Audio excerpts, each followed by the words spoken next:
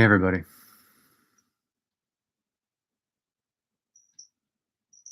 So, I entitled this Things Are Getting Serious. And that's exactly what's happening. I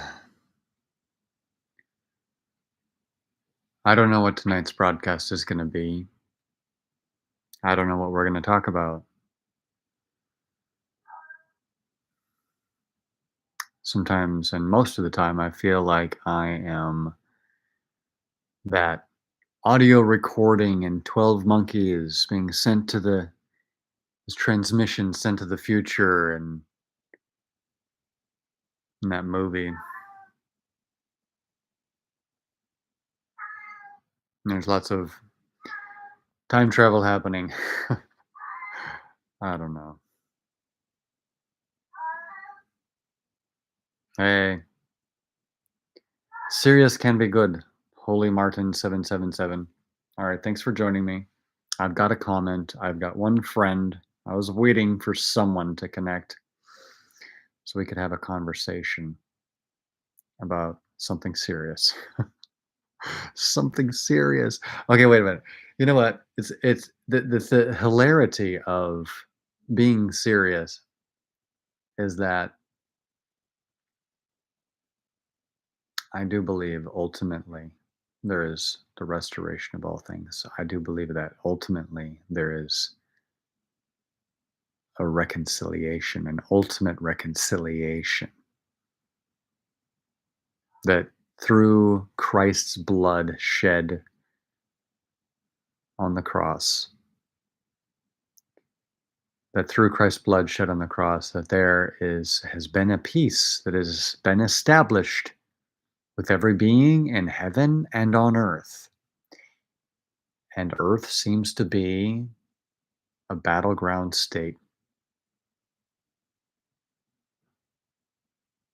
in the valley of decision, as the Bible puts it. The valley of decision, you know?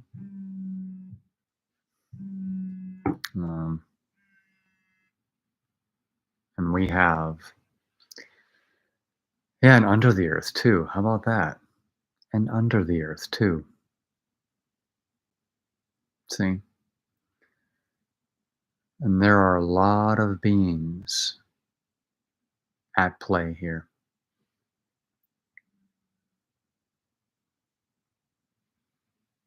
in heaven and on earth. What is the heavens? What is the heavens?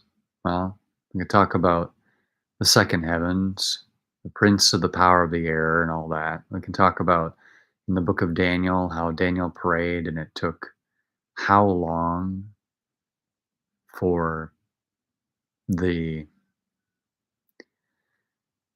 message to come through because the angels had to what, duke it out in this war in heaven.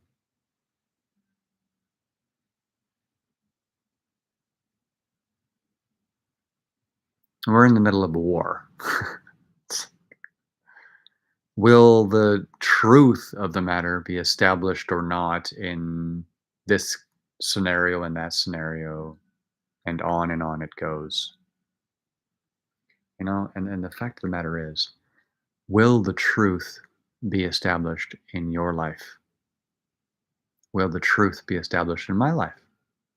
And when you accept Jesus, the truth is established in your life. Does it mean that you can no longer resist and suffer for it? Yes, you can. You can resist and suffer for it. That is a potential reality for a season, for a time, for a learning experience. And I've certainly been through enough of those that I come back to the one in whom we live and move and have our being, the one who has taken up residence in us ever since the spear was driven into his heart at Calvary.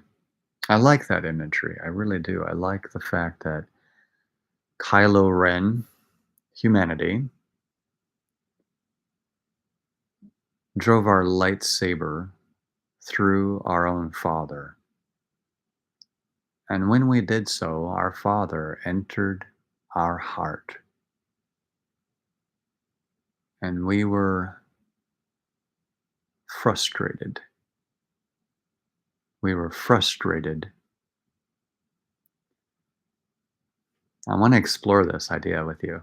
I want to explore this idea. We were frustrated because we saw the inevitability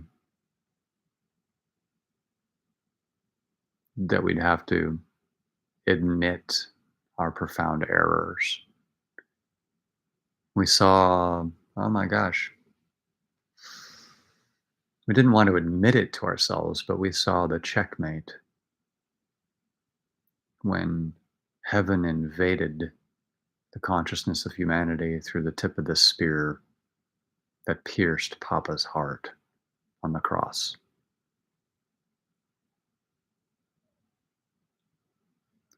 So he inevitably brings the Ben out of the Kylo Ren.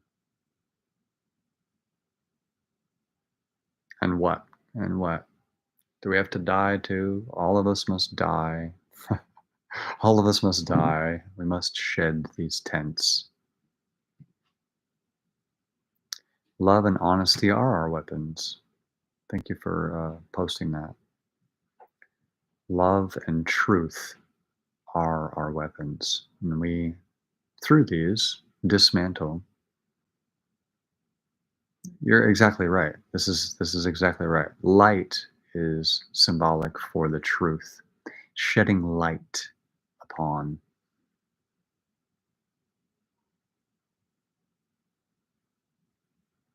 truth. Truth is a weapon.